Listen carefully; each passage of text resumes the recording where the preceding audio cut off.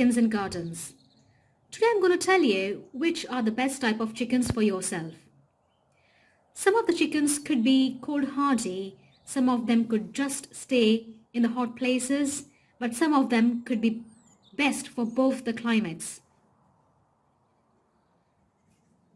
If you are living in a really chilly winter place, then the first type I would recommend is the Rhode Island Red.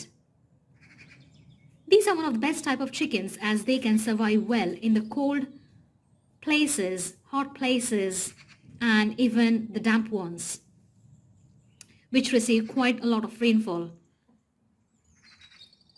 And these are quite good egg layers as well. They lay about 3 to 4 eggs per week. So for people who are looking for good egg layers and the winter hardy ones, these are the best type of chickens. The next one is Buckeye. They are quite good for surviving in the cold as well. The third one I would say is Australope, which is quite popular breed to survive in the freezing winters. The other most popular breed is the Orpington. They come in quite a few different colors. And it's not just that they are winter hardy because of their big size of the body and obviously a lot of feathering, but they are good for meat and they're good egg layers as well. They lay about 4 to 5 eggs per week. So they are just amazing. They are quite friendly and they do really well in freezing winters. Obviously, because they have got the wattles, you need to check on the wattles during the freezing winters, but apart from that, they're absolutely good for cold regions. The other best type is a Plymouth Rock. Plymouth Rock has been very popular breed for cold hardy places, for cold places. They are really cold hardy chickens and do really well because they have got, their bodies are covered with the feathers. They've got really thick feathering and they just can keep themselves so warm in winter. Welsummer is another nice breed which can survive in the cold places. She is quite a good egg layer as well. She is quite friendly, calm, and they're quite inquisitive. The Wyandotte is another nice breed for living in the cold places. She is the one I've got. And they are very beautiful birds. They are on top of the list of the beautiful birds because of their beautiful feathering. She's quite a good egg layer as well. So the Wyandottes can be really good egg layers. They lay about 3 to 4 eggs per week and do really good in the winter seasons. The other one I would like to mention is the Columbian Buff. They're quite big birds with lots of feathers on their bodies and do extremely well in freezing winters. And so is the Light Sussex breed, which is a pretty big bird and covered with feathers and really fluffy, and they do really well in the cold climates as well. And these last two chickens, the Columbian Buff and the Light Sussex, are quite good egg layers as well. So these are some of the chickens which are really winter hardy and can stay in the cold climates really well. So these are my chickens. That's my rooster, a really handsome rooster, and he is Light Sussex. And he's a really big bird. Light Sussexes are big birds, even as chickens. They are quite big body size wise. That's why they are quite cold hardy. The more feathers they've got on their bodies, the more cold they can bear.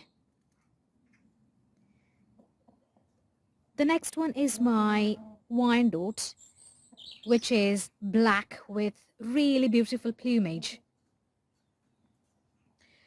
And as you can see, she's quite filled with feathers as well, and the Wyandottes are quite winter hardy as well. They can tolerate the cold really well. The other one you can see, my little one, is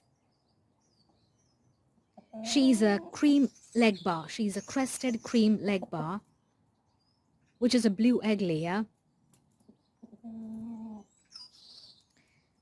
She is not that winter hardy, but this time when the temperatures dropped down to -9, she was absolutely fine. Also because we haven't got all the winter hardy breeds, we have got a little heating system installed in the coop. So if you would like to go for a mixed variety of chickens, like the cold hardy and the non-cold hardy ones, it's nice to have a little heating system installed in your chicken coop as well. So you have got a choice whether to have a cold hardy or not cold hardy, or whether you can have both, just like I've got them. But if you think you do not want to go through a hassle of installing the heating system or even spending money on any kind of heating system, it's just best to go for all the previously mentioned cold hardy chickens. They can tolerate the winter up to about -9 to -10 degrees quite easily. And this time, even when we had a light layer of frost for about 2 weeks, they were doing quite well. I left them out in the chicken run all day and they were absolutely fine. Also, as I previously mentioned in my chicken video, I've got these hook which leaves my door open, and I leave the heating system on inside the chicken coop sometimes when the temperatures drop below -5 degrees. So if the chickens are really cold outside and if it gets really windy, then they can go in and just stay inside and keep them warm. Or if they want a bit of a fresh air, they can come outside for a bit of a fresh air as well. And as you can see inside the chicken coop, we have got that heat lamp,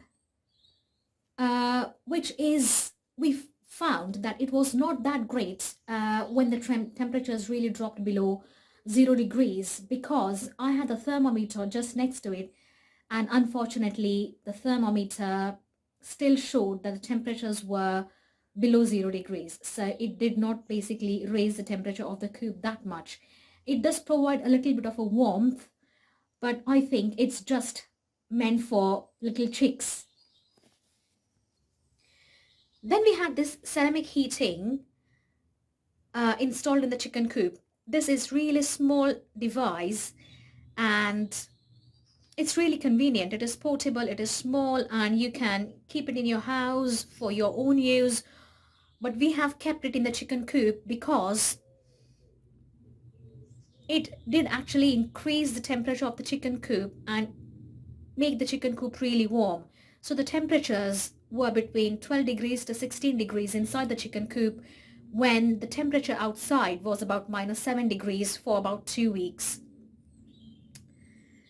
And I think at least at night, your chickens need to be a little bit warmer, because when you leave them outside during the day, they are outside for almost 6 hours or more than 6 hours in that freezing cold weather of -7 degrees to -9 degrees, or even -5 degrees when we had this year. And I just feel it's just not quite good for the chickens to stay outside in that cold weather, because when you look at their behavior, they just huddle up together in a corner, and which actually tells from their behavior that the chickens are really cold. And that's why we installed this ceramic heating, which worked really well for us. So if the chickens were really cold outside, they used to come inside and just warm up and go back outside. Even at night, I used to leave this ceramic heating on inside the chicken coop, but you have to make sure that the chicken coop is well ventilated, otherwise it can get excessively heated and that can actually kill your chickens. So make sure that your chicken coop is well ventilated, but also leave the ceramic heating on. And this way it had the temperature of about between 12 degrees to 16 degrees, which was good enough for the chickens all night.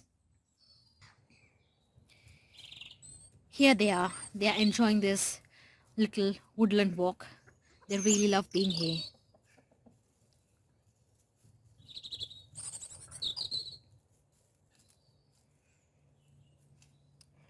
The other reason I would like to say we had to install the heating inside the chicken coop because my chickens, 3 of my chickens were sneezing, and that basically tells that they were actually affected by the severe cold weather when it actually went up to -9, -10 degrees.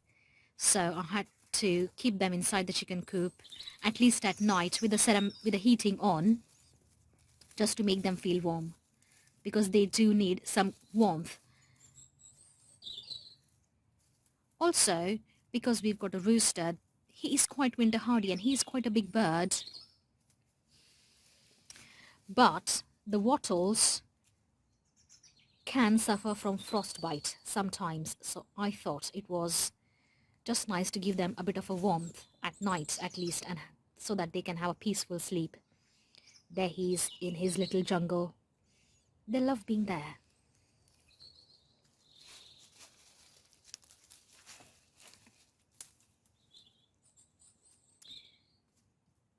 They love hiding inside there. And I think chickens do like foraging quite a lot. There they are back again. My rooster, who is Chicky. This little Wyandotte, she's Lily. And there is my slim one. She is Daisy.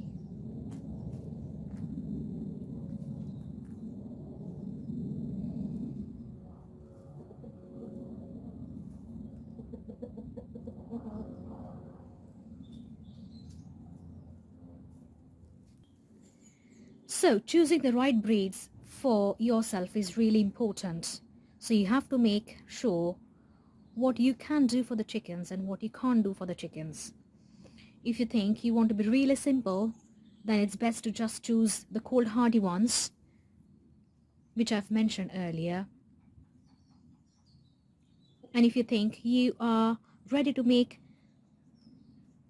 some things in the chicken coop and do a bit of a hard work, then you can choose. Then basically you've got a choice, just like me. And the ceramic heating doesn't cost much money. It literally just cost me about £25 for that little device. And it might just cost you a little electricity. And in England, as these negative temperatures don't last for quite a long time, I think it could be affordable to have the ceramic heating and leave it on for the nights if you are obviously ready to pay that little bills. But it doesn't affect so much electricity wise at all, because this time I just let the ceramic heating on for about just 2 weeks, and only at night, not during the day. And I think, yeah, just 2 weeks extra heating in a whole year is not much, but then you get to have quite a different sort of breeds.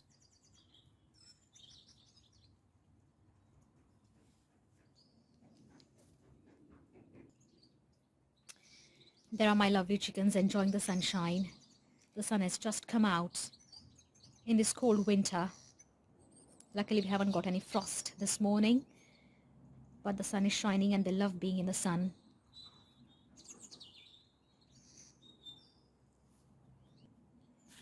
So I don't have to leave any heating on in the morning. I usually switch off the heating in the morning for during the daytime. I hope you have found this video really helpful heating wise, like how you can install the heating system inside your chicken coop during the extreme winters if you've got non-cold hardy chickens.